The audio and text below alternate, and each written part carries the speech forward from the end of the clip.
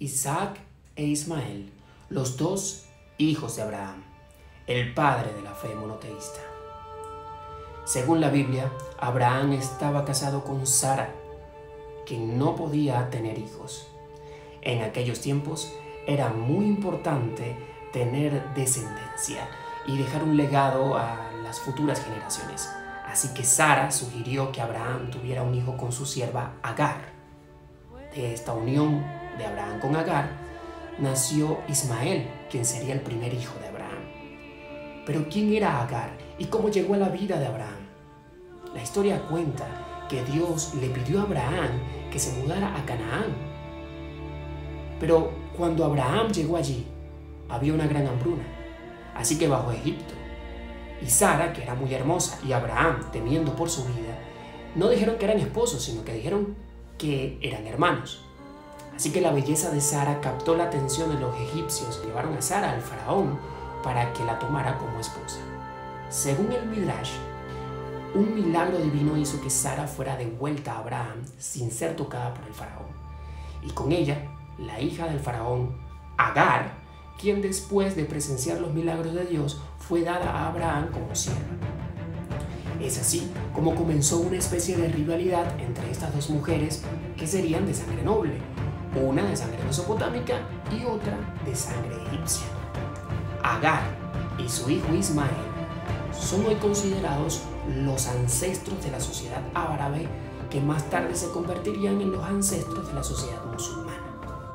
Abraham tenía todas las esperanzas puestas en Ismael, el nieto del faraón, de quien se creía surgiría la descendencia divina prometida por Dios en Génesis 22:18, que dice: en ti serán benditas todas las naciones de la tierra. Sin embargo, un giro inesperado cambió el curso de la historia.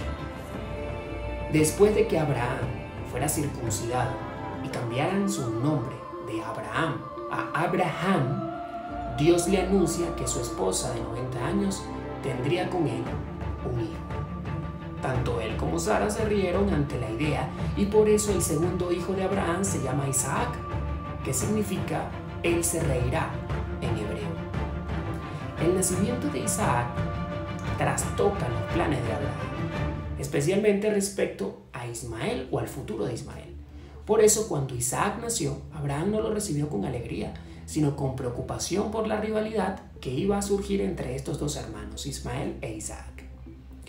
Abraham, el padre, incluso expresó un deseo importante a Dios: Lu Ismael Yiyele Fanesha, ojalá que Ismael viva delante de ti. Esto refleja la decepción de Abraham por el trabajo invertido en Ismael durante 13 años y el temor de que su hijo no estuviese frente a los ojos de Dios. Según el código de Hammurabi, si una mujer era estéril y le daba su sierva a su esposo para tener descendencia, el hijo de la sierva sería el heredero. Pero si la mujer estéril luego tenía un hijo, la primogenitura pasaría al segundo hijo, al hijo de la legítima esposa. Ismael tenía 13 años cuando nació Isaac y entendía muy bien lo que significaba. Estaba en riesgo de perderlo todo, así que no pasó mucho tiempo antes de que surgieran problemas en la familia. En el capítulo 21, verso 10 del Génesis, Sara le dice a Abraham: expulsa a esa sierva y a su hijo, porque el hijo de esa sierva no heredará junto con mi hijo Isaac. Así empieza el debate sobre quién es el hijo de la promesa, si es Ismael o es Isaac. Ismael representa el arquetipo de la sociedad árabe, mientras que Isaac representa el arquetipo de la sociedad con raíces hebreas. Estas culturas enseñan que las acciones de los padres son una señal para los hijos. Por eso, los principios y fundamentos de aquellos tiempos son la base del conflicto actual o de la situación actual. La división que existió entre Agar y Sara con el nacimiento de Ismael e Isaac es una división espiritual que persiste y que se refuerza. Los árabes e israelíes no tienen una base histórica común.